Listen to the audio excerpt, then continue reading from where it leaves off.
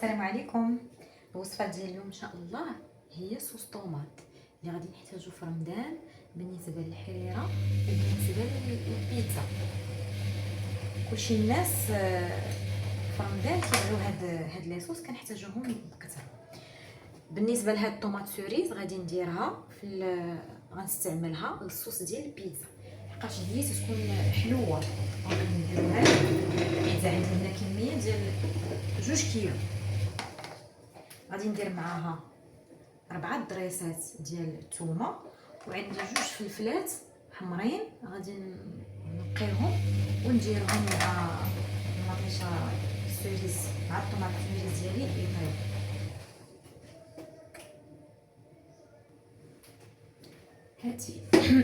هذه الفلفله ديالي من بعد ما نقيتها حيدت لها الراس، حيدت لها الزريعه، غادي نقطعها غير مربعات.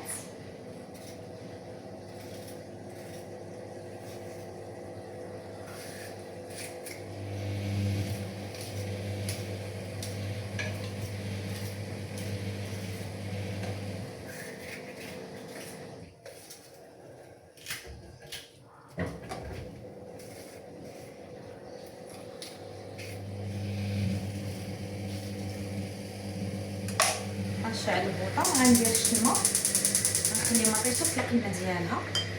غندير زيت الزيتون، غندير واحد نصف كاس،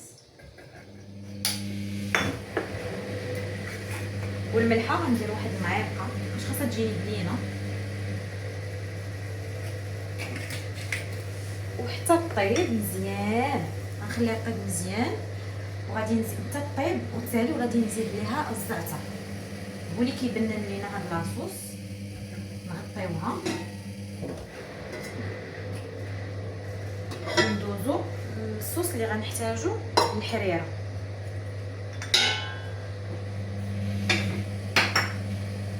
المطيشه اللي غنحتاجو للحريره ما غنديرو فيها حتى شي حاجه. السر في هاد الطريقه اللي غنقول لكم دابا، السر فاش كاين غنحيدو الزريعه بحال هكا، غنخليوها نحيدو ليها الزريعه باش منين نديروها في الفريغو ما تجيناش حامضه. منين نجبدوها نلقاوها زوينه. الا خليتو ليها الزريعه وجبدتوها درتوها في الفريغو وجبدتوها من الفريغو راه غتلقاوها المذاق ديالها ولا حامض بالشوي. هذا هو مطيشه ديال الحريره.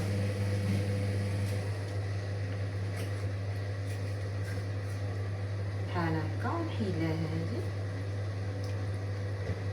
هذه الطريقه كتعطيكم الكونسونطري ديال المطيشه، كتجي ثقيله بحال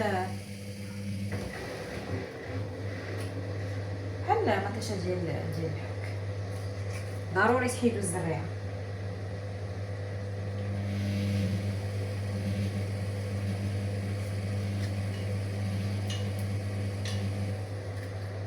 المهم انا غادي نكمل نتلاقاو من بعد.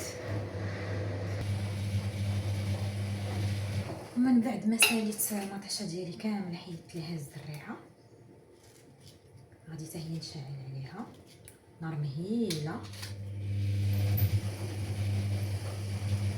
وغندير لها شويه ديال الملحه صافي ونخليها طيب واحد نصف ساعه هي ولاصوص الاخر.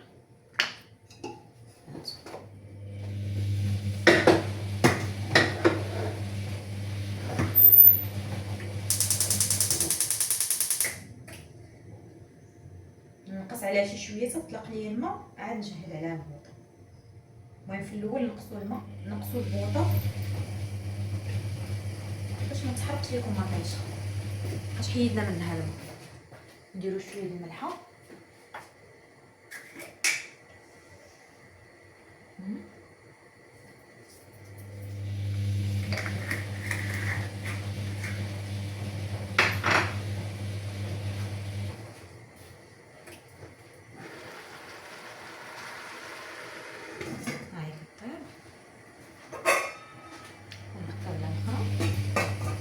نصف ساعة إن شاء الله ونرجع. وهنا من بعد ما دازت نص ساعة غادي نعري على هذا ونخليها طيب وتنشف مزيان. صافي المطيشه طابت، البيتزا طابت، خاص غير الماء ينقص ليا من هنا باش هادي خاصها تكون عاقله. وهادي الصوص ديال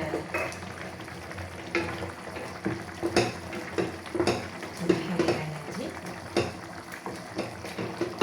كما نشوفوا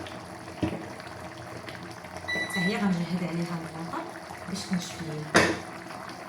هنا راه طابت المطيشه دايبه، غنجهد عليهم الوطا ينشفوا ان شاء الله ونتلاقاو منين بغينا نطحن.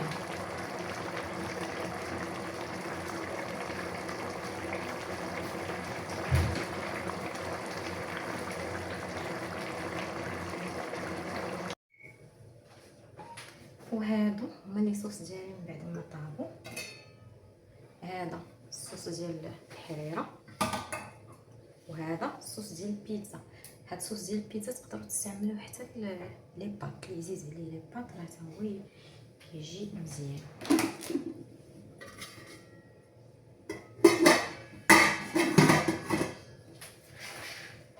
غادي نطحنوا هذا هو الاول. بسم الله.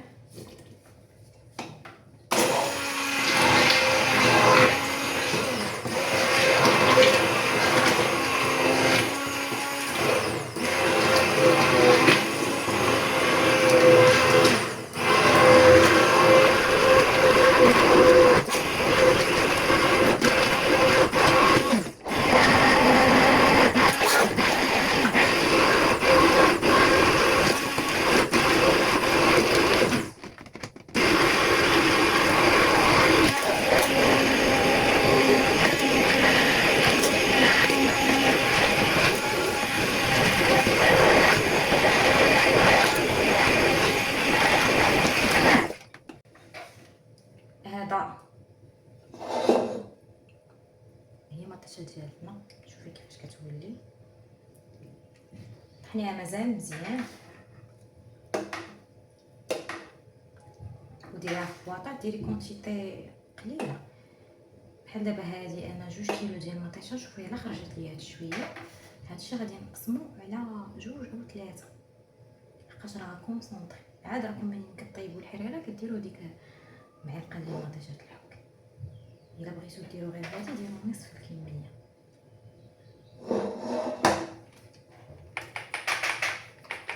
وغندوز نطحن هادي راه كتجي واعره زوينه. هادي ديال البيتزا خطيره.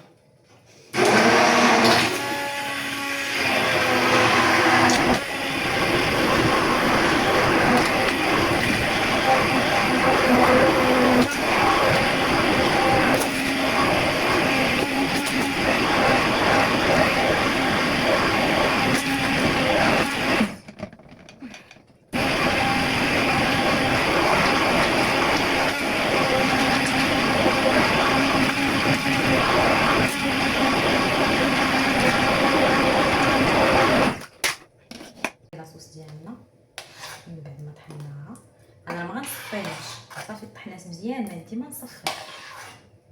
تجي ثقيله هذه موجوده للاستعمال ديال البيتزا. تقدروا تزيدوا غير شويه الحار شويه المليحه يعني تمسوها. ما هي دابا راه فيها ملحه وفيها زيت الزيتون فيها الثومه. غندير فيها الزعتر غنديرو من الفوق. ملي غادي نعمر البواطات ديالي انا غنوريكم كيفاش غادي ندير الزعتر، او بلاش تبغيو طيبوا البيتزا ديالكم عاد ديروا الزعتر من الفوق، غير هو تيعطيها نكهه. الا كنتو غديروها في الفريغو بلاش ما ديروا الزعتر دابا، خليوه من بعد. هذا هو الشكل ديالها زوين وثقيل.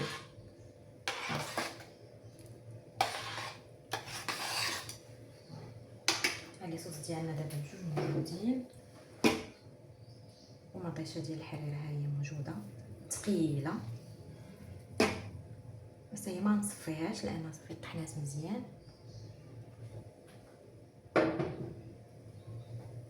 وهاد الصوص هادي غنصايب لكم بها البيتزا.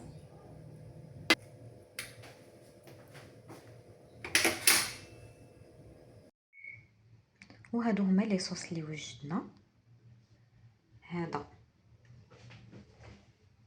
ديال البيتزا وديال لي بات حتى الا بغيتو، وهذا ديال الحريره. درتهم في بواطه وحده حقاش ما عنديش انا البواطات الصغار. غنديروه في المجمد قبل ما يتجمدوا، غادي نجبدهم وغادي نقطعوهم مربعات وغادي نديرهم في دي ساشي باش منين نبغيهم ان شاء الله ما نروحلش في التقطاع ديالو. بالنسبه للصوص ديال البيتزا. اما بالنسبه للصوص ديال الحريره، هذه غنقسمها غير على جوج حقاش ما عطاتنيش كونتيتي كثيره. 2 كيلو يلاه هادشي اللي خرجات، غنقسمها غير على جوج. وهذه راه نقسمها على بزاف هذه، لان في البيتزا ما تنحتاجوش للصوص بزاف. ايوا كنتمنى تجربوا هاد الصوص ديال البيتزا، لحقاش جربتها انا راه جات خطيره